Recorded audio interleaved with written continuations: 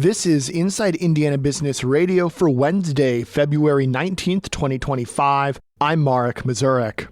Fort Wayne is diving headfirst into the youth sports ecosystem. The city this month announced plans to build a $60 million district headlined by a 160,000 square foot fieldhouse. The unique part? The fieldhouse will go on a 29-acre plot of land just north of the downtown area. That bucks the trend of sports complexes being based around highways for easy access for travelers. It's not just about bringing people from out of town, to a facility for a tournament. That's a big part of it. But when there's not a tournament there, that place is still going to be buzzing. It's still going to be full of activity with people from the neighborhood, from town, from all over the region. But it's going to be an asset for the neighborhood. That's Fort Wayne's Deputy Development Director, Alec Johnson.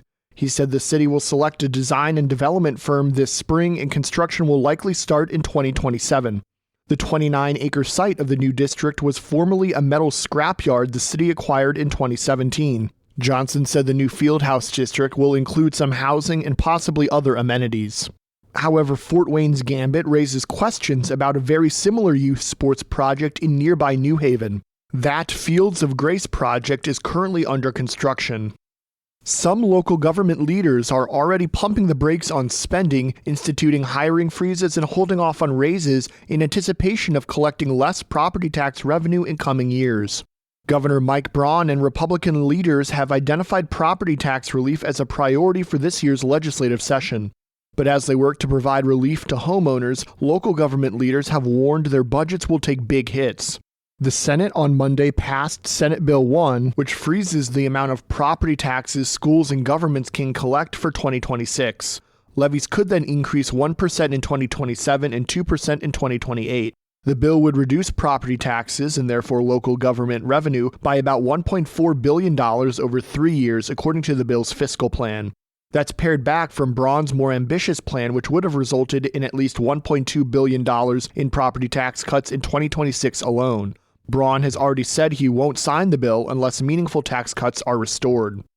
From the number one source for Indiana business news, this is Inside Indiana Business Radio.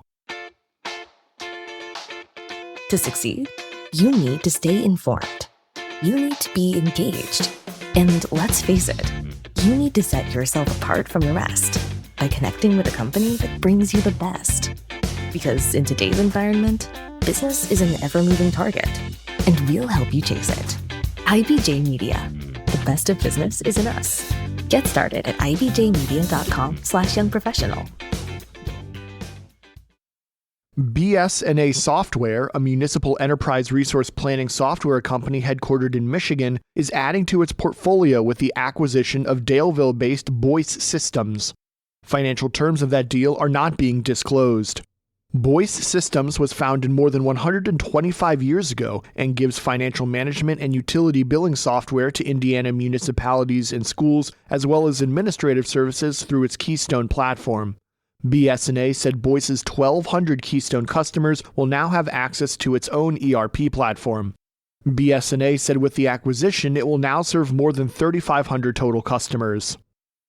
A bill to increase the LaGrange County innkeeper's tax rate from 5% to a maximum of 8% has proceeded to the Indiana Senate.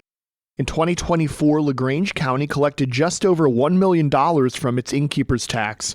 The LaGrange County Convention and Visitors Tax Commission disperses the funds to the Bureau for the Promotion of Tourism.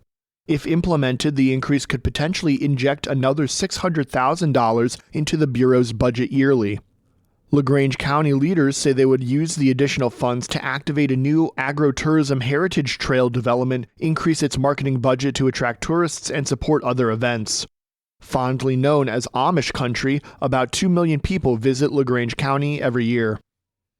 And the U.S. News & World Report is out with its 2025 rankings of the best hotels in Indiana. The publication ranks hotels based on a number of criteria, including awards, recognition, hotel class, and guest ratings.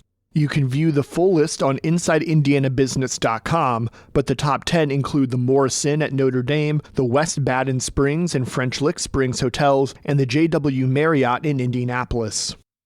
Crew Car Wash Vice President Sally Grant is this week's guest on the Business and Beyond podcast with Gary Dick, presented by PNC. A weekly conversation with high-profile Hoosiers in business, sports, entertainment, and beyond. Available now from your favorite podcast provider.